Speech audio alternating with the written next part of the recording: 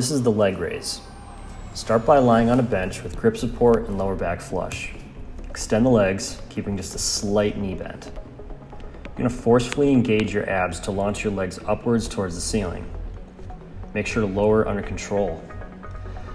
The momentum may cause your hips to leave the bench, and that's fine.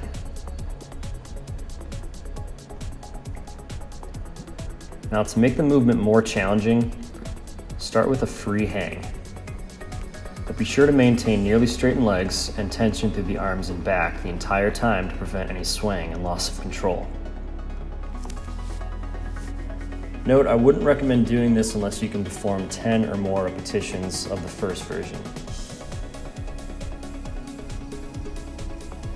Now, if you need to try something easier first, lie flat on the floor with your arms at your sides and hands pressed into the floor. Start with your knees bent at 90 degrees and maintain that angle as you focus your abs pulling your knees towards your chest. For your exercise prescription, check out fitnesspenpal.com or hit me up via social media.